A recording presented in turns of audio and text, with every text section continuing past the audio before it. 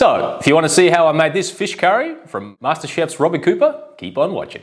Okay, to start off with, we're going to make our dough for our fried bread. So, I've already got the flour measured out. Now, I did actually manage to find self-raising flour at the Asian market, so that's what I'm using today. So, I got the self-raising flour in there, and to that, I'm going to add 1 teaspoon of salt. And I've got my water already measured out here as well, but I'm only going to add about half of it at this time. So I'm going to pour that in.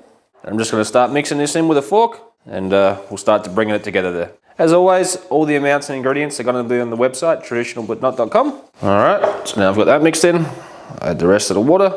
Now I just like to add it in 2 parts there, just to get it incorporated a little bit better. So I'm going to keep mixing this with a fork till it becomes nearly impossible to mix with a fork, and then we'll turn it out onto the board. And we'll start kneading. Now it's getting pretty annoying to mix it with the fork, so I'm going to just flip it out onto the work surface. And we're going to start to bring it together, and we're going to start kneading it. As you can see, but it is very dry at the moment. So all I'm going to do to bring a bit of more moisture into here is just wet my hands under the tap and then continue to knead it. So I've just got some wet hands now. We're going to continue to knead it. And if we need more water, we'll just wet our hands again, because you don't want to add too much moisture to it. So I've just kneaded my dough here for about 5 minutes. Now I'm going to roll it out. So as we roll it out here, we're aiming for about a 3mm thickness. As you see, I got my dough all rolled out. It's not a perfect rectangle, but it's going to do. It says on the recipe to cut it out into some triangles, but I guess you could cut it out to whatever shape you really want to. So I'm going to do a little something like this, and then we'll come in there, and then we'll cut some triangles.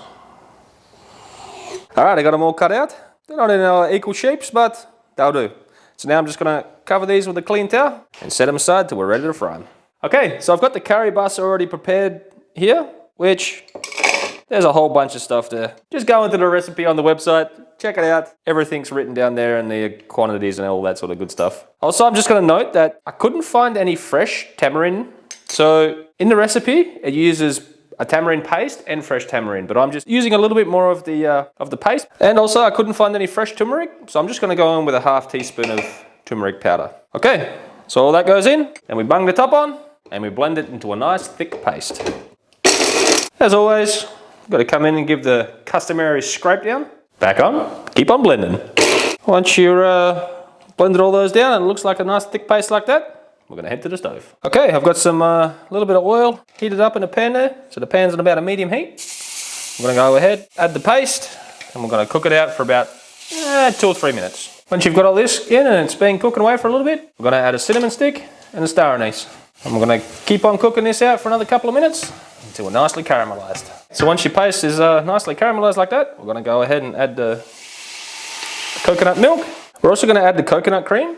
Now, I didn't know coconut cream came in a solid form like that, but that's the only kind of coconut cream that they had at the store. So the lady at the store said you just pop it in your pan, keep it on a medium heat, and it'll melt down into the sauce. So that's what we're going to do. As we're simmering this away here and our coconut cream's melting down, we're going to add some fish sauce, and we're going to add some soy sauce.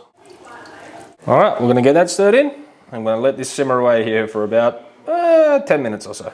So I've had this cooking away here for roughly 10 minutes. At this point, you're going to add the fish, but I'm actually going to just remove it from the heat for a time, because now I'm going to actually fry my bread. And if I put my fish in now, by the time I finish frying the bread, it's going to be overcooked. So I'm going to fry my little dough here. I've got some oil there, heated up, and we're just going to put them in, and we're going to fry them in batches until they're nicely golden on both sides. Doesn't take long. Once your bread's nice and golden on one side, go ahead and maybe pop the bubbles in it.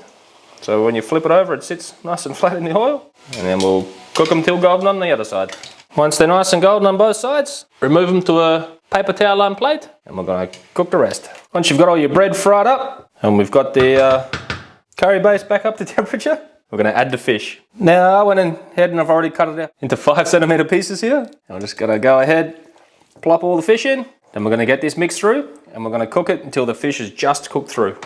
So one of the main driving forces behind why I started the YouTube channel is to try to push myself to cook different dishes. And I realized that there was one certain type of food that I wasn't cooking, and that was fish. For some reason, it scares me. I don't know why, but I think I started at a good place with this fish curry. We'll see how we go.